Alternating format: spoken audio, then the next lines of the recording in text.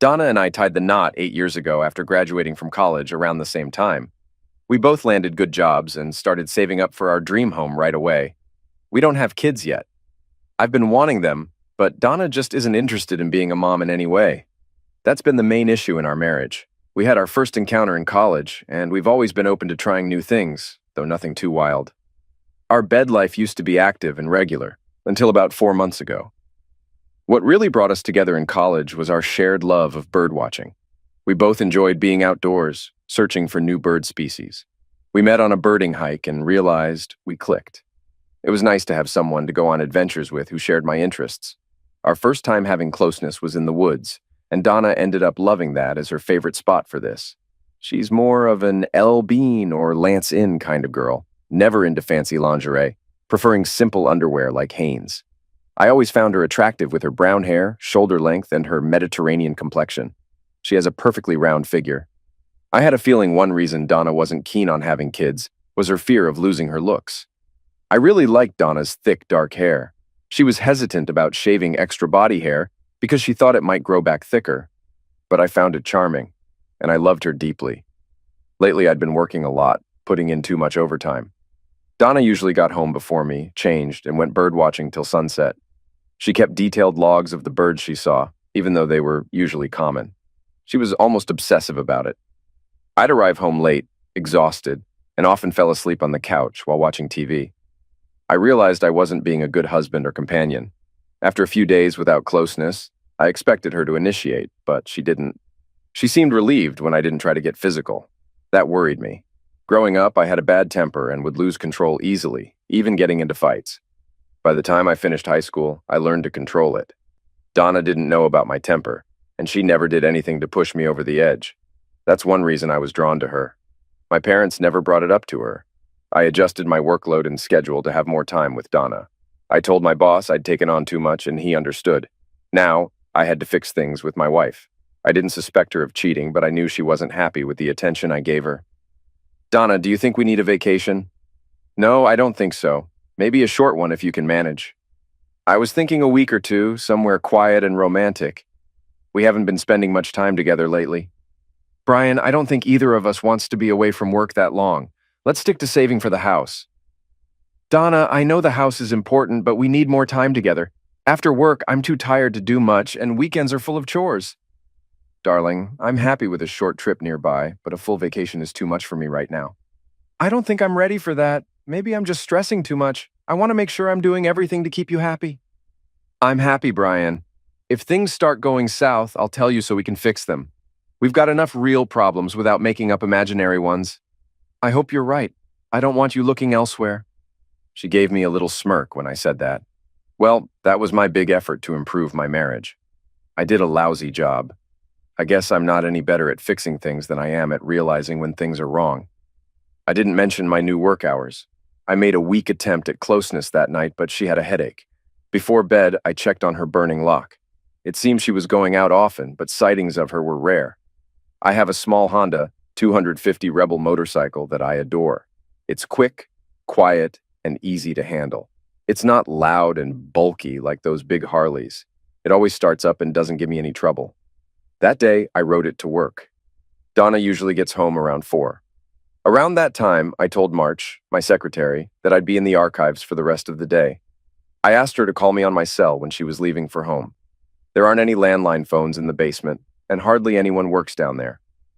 I left work through the back fire exit and jammed a small wedge in the door to keep it unlocked. 5 minutes later, I parked my Rebel down the street from home.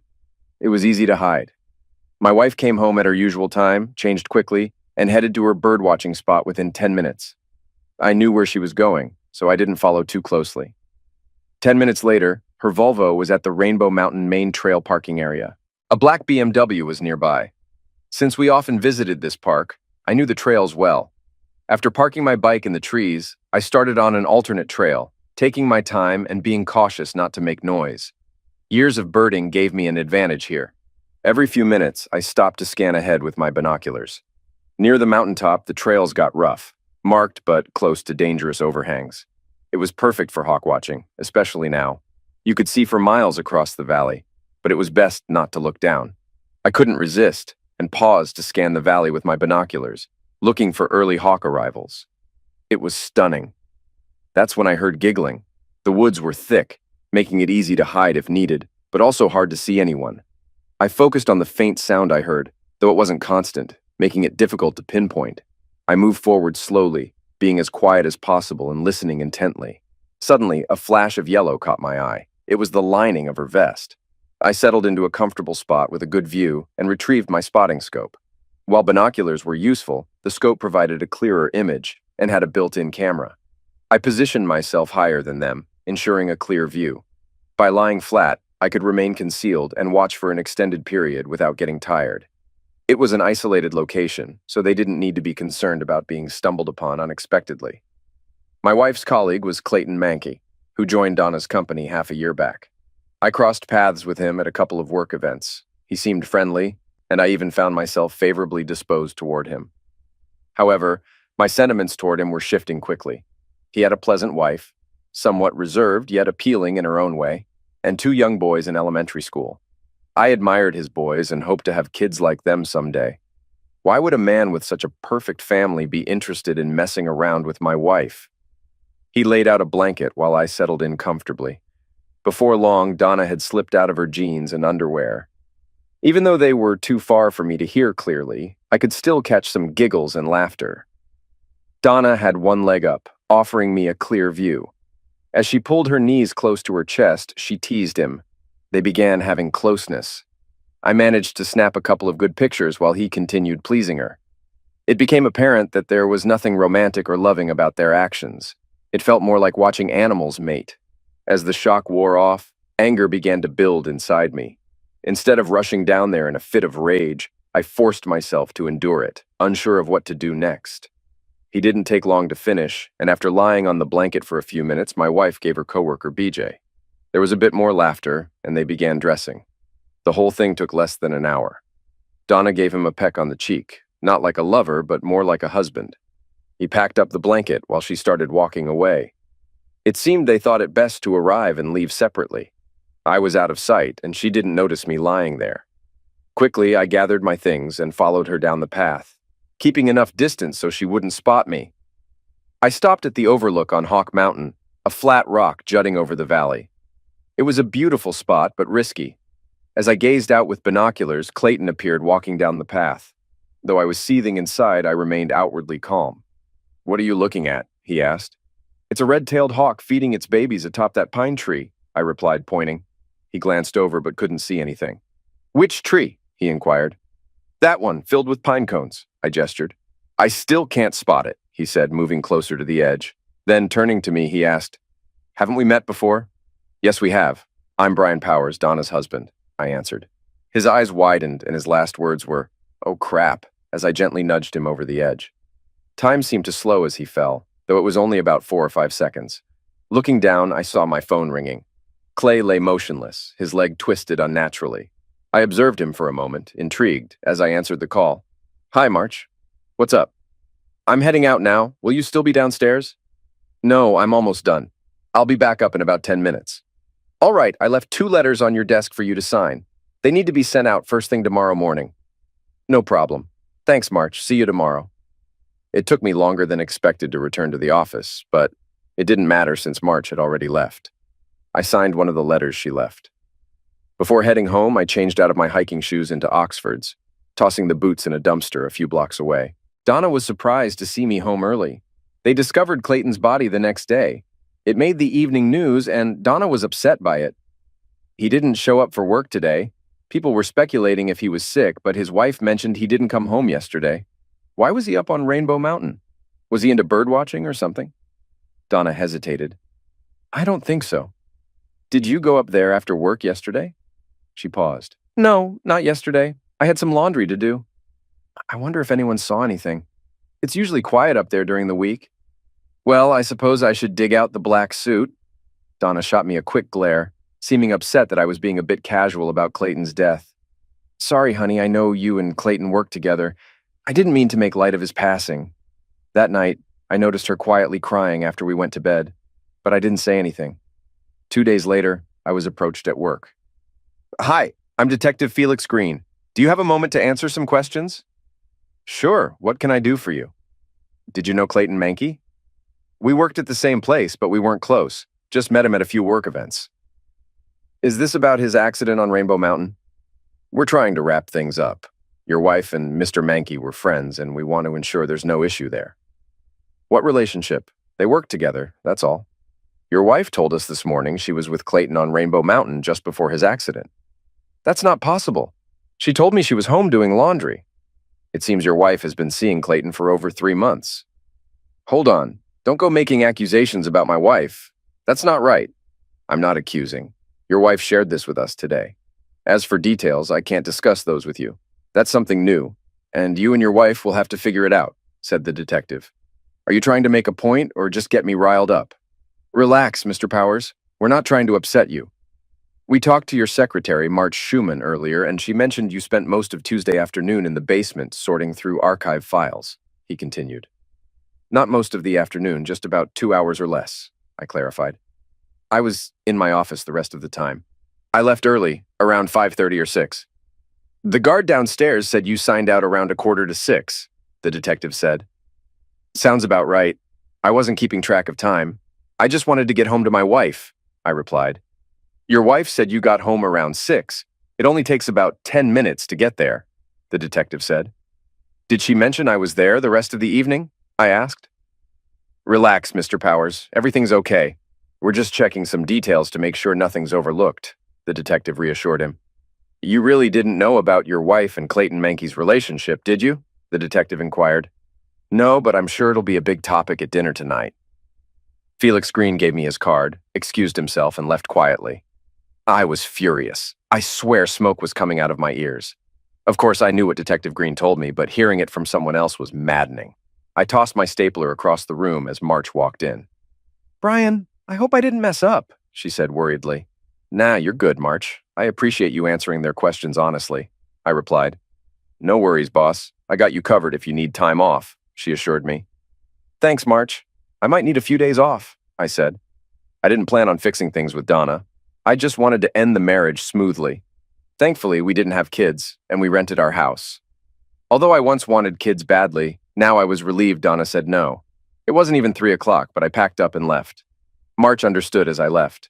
We had $75,000 in our house account. I withdrew $63,000 and headed to the GM dealer down the street. 2 hours later, I drove off in a yellow Hummer, $58,000 poorer. I figured I didn't need a new house anymore. The Hummer would guzzle gas, but I didn't care. Donna stormed out when she saw the Hummer. What's that? She exclaimed. It's my new ride. Decided I needed something sportier, I replied. Are you out of your mind? How will we afford it? She demanded. No worries. Paid cash, I said casually. With what? Did you take it from our account? She pressed. Didn't see the point in having a house as a single guy, so got the Hummer instead, I explained. We attracted attention outside. Donna grabbed my arm as we entered the house. What do you mean, single guy? You know the answer, don't you? She asked. Why would I want a house with you? Why stay? I retorted. Come on, Brian, you're talking crazy, she said, trying to reason with me. Just calm down and talk sensibly. All right, dear. Detective Green came by today and spilled the beans about your thing with Clayton Mankey. You were with him on Rainbow Mountain yesterday, yet you said you were home doing laundry. Care to explain? I didn't want to upset you. Clayton and his wife were having issues, and since he was new here, he didn't have anyone to turn to. I was just lending him an ear. Why not meet at Denny's or Starbucks instead? Why Rainbow Mountain? Clay was emotional and didn't want to break down in public. I went for coffee. Donna sat there quietly, waiting for my next move. Felt like a game. I was ticked off she was playing along. It's all nonsense, and you know it. I'm hurt that you think so little of me to try something like this. You and Clayton have been together for over 3 months, cheating on me and his wife. I'm sick of your childish lies. Grow up or shut up. You don't know what you're talking about. Just because you say something doesn't make it true. There's nothing between Clayton Mankey and me except friendship. If you have proof, show it. I'm in a tight spot here. I have pictures, good ones. But if I show them, I'd have to admit I was on Rainbow Mountain when Clay died. I can't do that. I'm trying to think fast, but it's tough. I'm sweating with anger, fists clenched, veins bulging. I have some nice pictures, Donna. Would that be proof enough? Pictures of what? Where? Pictures of you two having closeness in a motel room, I said desperately. Huh? That proves you're lying. Donna froze, realizing what she had admitted. In her attempt to prove me wrong, she slipped up. She didn't finish her sentence. Her eyes glared, her lip quivered with anger. She hated losing. You are son of a witch. I'm done talking about this, and you're not divorcing me. You can sleep in your fancy truck because you won't be in my bed anytime soon? Maybe never. Fix your own dinner and leave me alone. Are we still going to the funeral together tomorrow? Forget it. It was a weird funeral because Clayton and his wife, Emily, weren't from around here. I don't know why she chose to bury him here instead of their hometown. Maybe she was upset about how he died and didn't want to explain it to their folks. Most of the folks there were from Donna and Clayton's office. After the service, people went by to give their condolences to the widow. When we got there, Emily sent the boys to a friend. Donna reached out her hand, but Emily stared her down. You've got some nerve showing your face here, you homewrecker. You wrecked my marriage, tore apart my family, and now you have the guts to come here and gloat. If I ever see you again, I'll tear you apart. You can count on that. Donna was speechless. She didn't know what to do. She started to say something, but changed her mind and walked back to the car. Some people nearby heard the whole thing. I looked at Emily as she watched Donna walk away. She was filled with hate. I'm sorry if she did anything to upset you. I'm sure it wasn't on purpose. Grow up. She cheated on you and you're defending her. What kind of man are you? Go comfort your cheating wife. You were just getting on my nerves, and I don't need that right now. I nodded slightly and headed back to the car. Donna stayed quiet during the ride home, but once we reached the house, she let it all out. You jerk. Why did you force me to go to that stupid funeral just to embarrass me? And don't tell me it was because a lot of your work buddies were there. Why did she pick on you? Forget it. You're full of it, you big-mouthed jerk. She stormed inside, and I didn't hear a peep from her the rest of the day. I ended up sleeping in the spare room after that. I wasn't interested in being intimate with her anymore, so her decision was actually a relief. Around noon the next day, I drove over to Emily Manx's place. I didn't know what I was going to say, but I felt like I should apologize. She was in the garage with the boys sorting through some boxes. Hey, sorry to bother you, but I wanted to apologize for anything I might have done to upset you yesterday. She just glanced at me and kept on working. Eventually, she turned to me. Listen, I've got a lot going on right now. I need to sort out the mess my husband left behind and figure out how to move on with my life. I really don't have time for any complaints. Can I help you with something? Are you serious? Yeah, I've got some time and I don't mind lending a hand. All right, grab some of those trash bags and follow me. We headed into the house and up to the main bedroom. This is Clay's closet, and this is his dresser. Take everything out and put it in the bags. Once you're done, you can take them to Goodwill. Can you handle that? Sure. Can the boys pitch in? Josh, Terry, this is Mr. Powers. Help him put your dad's stuff in the bag so we can get rid of it. Okay. Both boys shook my hand. Josh looked about 8, and Terry seemed around 6. They were both great kids that I would have loved to have. It didn't take long, and the boys and I were carrying the bags of clothes and shoes down to the Hummer. I dropped them off downtown and returned to the house. Now what? It's okay, Mr. Powers. You don't have to do anything more. You shouldn't feel obligated because of what your wife did. Do you know exactly what happened, or is it mostly guesswork? A bit of both, but I'd rather not talk about it in front of the boys. Can we discuss it later? Come by tomorrow. I need to clear out the basement and garage. If you don't mind helping while we talk, the boys have a play date with some friends from school. That sounds good, but I'll miss having the boys around. As I drove off, I felt somewhat relieved. I felt remorseful for ending Emily's husband, but I believe he deserved it. I think Emily felt the same way. I had no clue what to do about Donna. I couldn't understand why she was resisting the divorce. My wife was cooking chili when I arrived home. I thought I'd try to get her to open up a bit before dinner. Donna, given what's happened lately, do you think it might be better if we considered separating? No, not really. It seems pretty clear now that you and Clayton were having an affair. I assume you weren't happy with our arrangement. Care to explain? There's not much to say, Brian.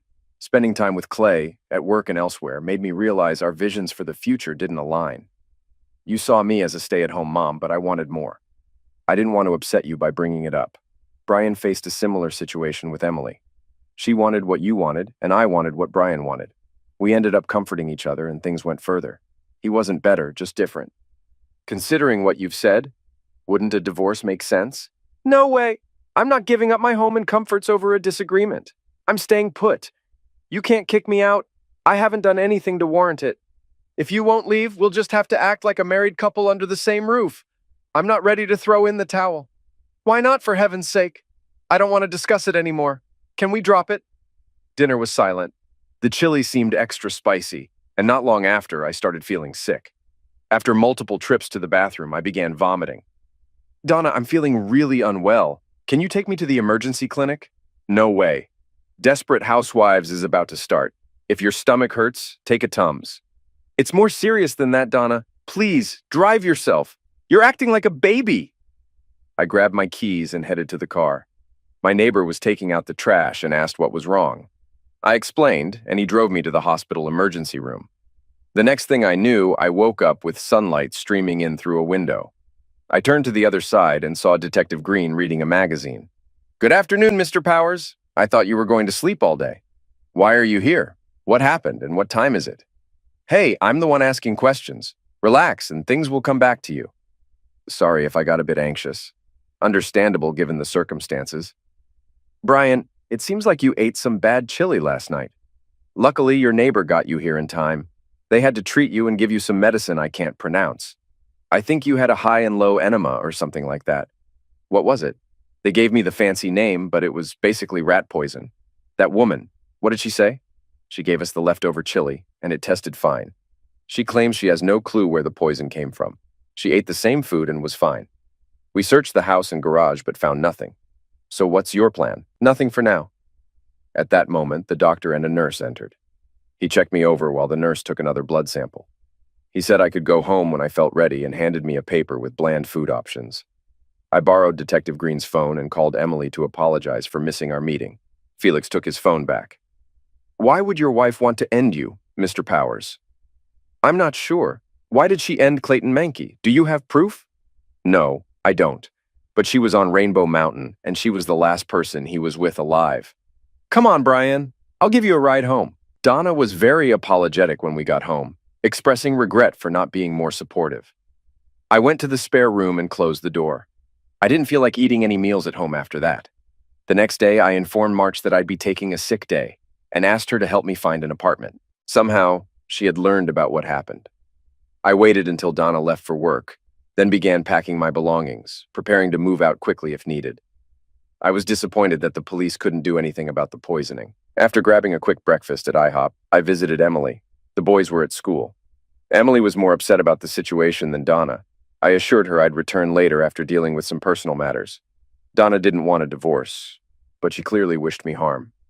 That left me with two possibilities: revenge or money. I visited my insurance agent. It might have been foolish, but shortly after our marriage, I took out a $1 million life insurance policy with Donna as the beneficiary. Although the premiums were steep, the cash value had accumulated to over $16,000. I cashed it in. Then, I canceled the collision and comprehensive coverage on Donna's Volvo. At work, I terminated the medical and dental coverage I had on Donna through the company. While the medical insurance would remain active for 90 days, the dental coverage would end by the month's close. Additionally, I changed the beneficiary on my company insurance policies to my mother. March greeted me warmly and offered her assistance in any way she could. The bank manager informed me that Donna had already emptied out the remainder of the house fund, totaling around $12,000. After explaining the situation, he agreed to prepare everything for closing the credit cards and checking account as soon as I gave the go-ahead. I opened a new account and completed the necessary paperwork. I swung by the house later. Donna was there, dressed in her birdwatching attire. We exchanged pleasantries but kept it cordial, not overly affectionate. She mentioned she was heading up to Rainbow Mountain for some birdwatching and relaxation. It felt like a setup, but I played along. After she left, I set off on my motorcycle, the Rebel. Her car was parked in the upper lot, alongside a gray Ford Ranger. I circled around the mountain to the lower lot. Her mountain bike was chained to a tree nearby. I hid my Honda on the other side, concealed by bushes. Though I dreaded the uphill hike, it only took a few minutes. From behind a rock outcropping, I observed Donna conversing with a man carrying a small tool. It was a unique tool. She handed him a photograph and a business-sized envelope. After examining the picture, he opened the envelope and counted a substantial amount of cash. They shook hands, and Donna hurriedly walked toward my direction. I quickly ducked behind a ledge and waited until she passed. The man crouched down behind the rocks, keeping an eye on the trail from the parking lot. He was waiting for something, and I had a pretty good idea what it was. Donna anticipated me following her, assuming I'd approach from the lot where she parked her car. Going back down the hiking path was quicker than the uphill climb. When I reached the bottom, her bike was missing. I took my Honda and headed to the upper lot. The Ford was unlocked, and there was a jogging outfit on the front seat. I grabbed the registration from the glove box, a pack of matches from the center console, and the jogging pants. I twisted the pants tightly and dipped them into the Honda's gas tank. After soaking both ends, I stuffed the pants into the truck's gas tank, lit the end, and hurried away. About halfway down the mountain, I heard the explosion. I hope she paid him enough to cover that mess. I might have broken a few traffic rules rushing home, but I had to take some back roads to avoid running into Donna. After parking the motorcycle behind the garage, I grabbed the lawn fertilizer spreader and began pushing it back and forth across the lawn. There was nothing in it, but Donna didn't know that. A few minutes later, my wife drove down the street and spotted me. She looked disappointed. Not waiting for her to speak, I jumped in first. "Hey, where's the Volvo? You left in the car and came back on the bike. What's going on?" She stumbled over her words, then her phone rang. Turning away to answer it, I couldn't catch the conversation, but whoever was on the line sounded excited. "Brian, I left the Volvo up on the mountain and decided to bike home for some exercise. I know it sounds silly, but can you give me a lift back up to get the car, honey? That doesn't make any sense. Come on, I'll drive you up there." She stayed quiet during the drive to retrieve her car, fidgeting with her fingers on her lap. She seemed really worried about something. As we approached the mountain road, we saw several fire trucks heading up. About halfway there, a police officer stopped us. "I'm sorry, folks, but there's been an accident at the top of the mountain. A truck caught fire. We can't allow anyone up there right now. My wife's car is parked up there. Can we walk up to get it?" Wait a moment. We stayed quiet as he talked on his phone. "All right, you can hike up to the top, and an officer will help you past the fire trucks to bring it down." "Don't wait for me," she said, as she stepped out of the Hummer. "You can head home now. I'll be fine on my own. Thanks for the ride." I just nodded and watched her go. Once she was out of sight, I followed. With all the activity, it was easy to keep track of her. When she reached the top, the guy she was with on the trail approached her, gesturing wildly. I couldn't hear what they said, but it was clear she was trying to calm him down. They argued for about 10 minutes before he spoke to the fire chief. As they got into the Volvo, I hurried back down to the Hummer. Maneuvering around the fire trucks would slow them down, but I needed to move fast. As I drove off, I spotted the Volvo turning the corner. Back home, I quickly left on the Honda. I visited Emily, apologizing for my lateness. She wanted to know what happened, so I gave her a watered-down version of the story. Josh and Terry were excited to see me and eagerly ordered pizza for dinner. We spent a few hours clearing things out from the basement for a yard sale. The boys worked hard without complaining. I wished they were my own. Around 9, Emily drove me back home, and I left the motorcycle at her place. Donna returned late, but I didn't ask where she had been. The next morning, while Donna showered, I took out the SIM card from her phone. After she left for work, I instructed the banker to close the accounts and credit cards. I canceled her phone service, paying a $200 fee. By the end of the day, the landline, DSL, and cable TV would be disconnected. I informed the landlord of my sudden move-out and let him keep the deposits as compensation. I informed him that my wife might continue staying there, so he should reach out to her regarding a new rental agreement. The water and electricity would be shut off by the end of the week. Loading my stuff into the Hummer didn't take long, and soon I was headed to the apartment March had found. A note from March at the new place mentioned that Detective Green wanted me to give him a call. I went to the station and located his office. "Well, look who's still kicking, Mr. Powers." "What's that supposed to mean?" Felix Green chuckled, seeming to find amusement in my situation. "Do you happen to know a guy named Bobby Terrell?" I can honestly say I've never crossed paths with him. I pulled out the registration from the Ford and handed it to him. Glancing at the document, he remarked, "Quite intriguing," doing a poor impression of Charlie Chan. We both shared a laugh. "Mr. Terrell and your wife have been chatting on the phone quite a bit lately. She called him 6 times, and he called her 4 times in the past week. Additionally, your wife withdrew $12,000 from a savings account 3 days ago. Bobby Terrell is a former convict known for his violent tendencies. We've been keeping tabs on him, so When we noticed this connection, it caught our attention. Any reason why your wife might want you out of the picture, Mr. Powers? There was, until I canceled $1 million life insurance policy yesterday morning. Doesn't she know you canceled it? I doubt it. Bobby's skilled at his job, and I'm impressed with how you handled the situation.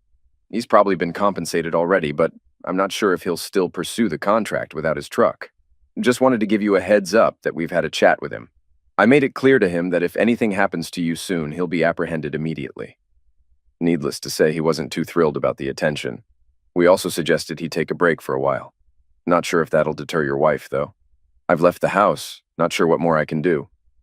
Felix reclined in his chair.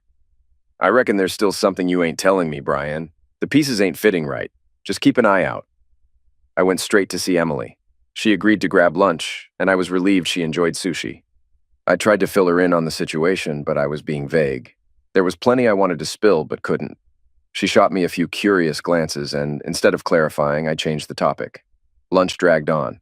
She easily persuaded me to come over for dinner that night. I apologized for being all over the place, and she just chuckled it off. I felt at ease with her. The next morning, I felt ready to return to work.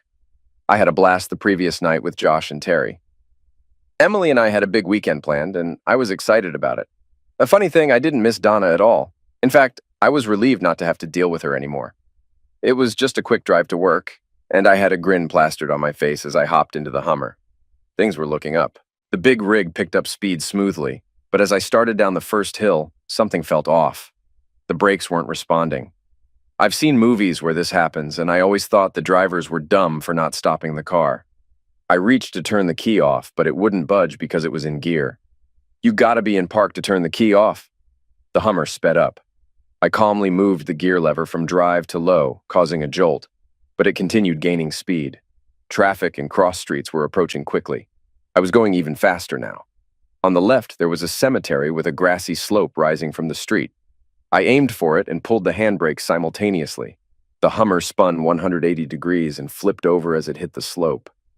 Everything went dark. For the second time in a month, I woke up in a hospital room. I heard myself moan and sensed commotion around me. A nurse quickly examined me, and there was a lot of pain. While I appreciated the attention, I also wished everyone would leave me alone. It was all so confusing. Finally, a doctor arrived, and I struggled to open my eyes. Among the flurry of white coats, I saw Emily at the end of the bed, which made me feel better. After some adjustments and checks, exhaustion overcame me. The next time I woke up, the room was quiet. I tried to avoid making noise to avoid disturbing the calmness. Slowly, I opened my eyes and saw Emily asleep in a chair beside the bed. My body hurt all over. I whispered to her, "Hey, are you awake?" She looked up and smiled, joking that she was dreaming. She thanked me for being there. "No problem," I said, closing my eyes and drifting off to sleep again. In the morning, I woke up feeling normal, but still in pain. There was a full medical team in the room, but Emily wasn't there, which surprised me. The doctors had a bunch of questions about my pain and vision, but there was no one around to answer mine. I asked about Donna, who had come to the hospital to sign admission forms, but hadn't been seen since. I remained unconscious in the hospital for 2 days before waking up. Emily visited every day, and Detective Green checked on me regularly. I had several injuries, including a concussion, broken collarbone, broken left arm, and 3 broken ribs, but thankfully, nothing life-threatening. The doctors were most concerned about my 2-day unconsciousness. I was starving, and managed to get some soup brought to me. Felix arrived later. "I thought you were keeping an eye on things," I said. "Sorry, we didn't anticipate this. Any idea what happened?" "Well, someone cut the brake lines on the Hummer and disabled the airbags. I went through the windshield and the seatbelt broke 3 ribs as I was thrown out. Luckily, there wasn't a fire, but the Hummer's totaled. Honestly, I never liked it much anyway." "Speaking of Donna, any idea where she is?" "She signed the hospital forms, but I haven't seen her since before the accident. I tried calling her, but her phone's not working." She wasn't too thrilled about it. After finishing all the paperwork, a cop escorted her home. I asked if she wanted to see you, but she said it wasn't necessary. "Well, it seems like you've seen her since I did. Did she leave town?" "We went to the house and looked around. Her purse was there with a lot of cash, nearly $8,000. She left behind her driver's license, credit cards, and personal stuff. It doesn't seem like she'd leave town without taking anything. We think she's just missing." "Any clue how the Hummer got messed up?" "We're clueless. Bobby Terrell?" Nope. Believe it or not, Bobby Terrell was in a hospital in Philly. A couple of guys took him there and made it clear they didn't want anything bad happening to you. Anyone you know in Philly, Brian? Damn, Felix, I don't know anyone in Philly, really. I have no idea who you're talking about. I believe you. Gotta go now. If you need anything, just ask. How about a guard at the door? We chuckled a bit. As Felix left, Emily walked in. Hey, the doc said you can leave tomorrow if you've got somewhere to go. I told him you'd be staying with me. I got instructions on how to care for you, and a visiting nurse will come by daily. The doc will see you in a week. All right, sounds good to me. Who's going to give me my sponge baths? You're the visiting nurse. Your call, I guess. At least both my legs work. I can use the bathroom on my own and sit up to eat at the table like normal. The pain meds made me queasy, so I tried to stop taking them soon. Emily and the boys were great company. I enjoyed my recovery. We stayed indoors the first week, then I had her drive me by the old house. The landlord was there, wondering about renting it out since Donna was missing. We sorted out a plan to clear out our stuff. March visited me at Emily's place. She had been going to the hospital daily and had become acquainted with Emily. They got along well. While I was getting ready to return to work, I planned to stay with Emily and the boys a bit longer. My healing process went smoothly. I continued living with Emily and the boys. After about 3 months, our relationship turned from friendship to romance. I moved into the master bedroom without much fuss. Josh and Terry seemed to think it was natural.